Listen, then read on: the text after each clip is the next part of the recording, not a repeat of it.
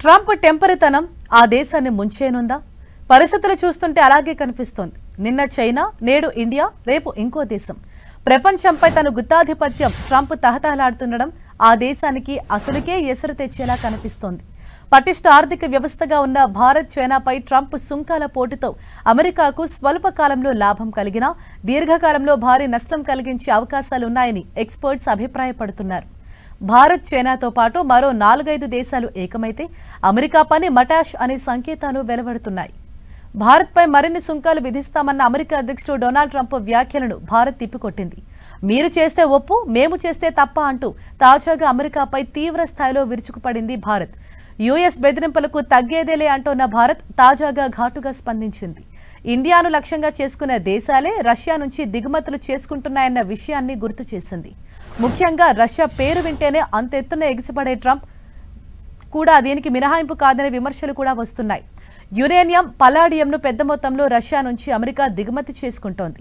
Russia నుంచి దిగుమతులు చేసుకుంటూ మమ్మల్ని విమర్శిస్తారా అంటూ అమెరికాపై భారత విదేశాంగ శాఖ ప్రశ్నల వర్షం కురిపించింది.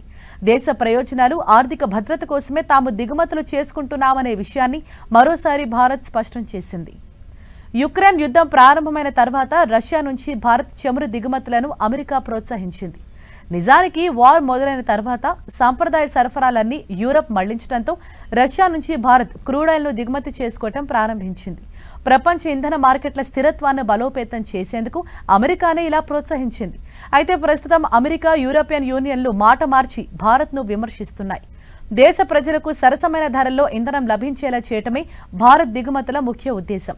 ప్రపంచ మార్కెట్ పరిస్థితుల దృష్ట్యా అవి తప్పనిసరి కూడా. అయితే భారత్ను విమర్శించే దేశాలే రష్యాతో వాణిజ్యం చేస్తుండడం విడ్డూరం. పైగా భారత్లా వారికది ముఖ్యమైన జాతీయ అవసరం కూడా కాదు.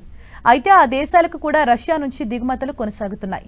స్టాటిస్టిక్ ప్రకారం చూస్తే భారత్ మొత్తం వాణిజ్యం కంటే రష్యా నుంచి యూరోపియన్ దేశాల వాణిజ్యమే ఎక్కువగా ఉంది. యూరోపియన్ యూనియన్ 2024లో 67.5 బిలియన్ యూరోలు అంటే మన కరెన్సీలో సుమారు 6,84,000 కోట్ల రూపాయల ద్వైపాక్షిక వాణిజ్యం జరిగింది.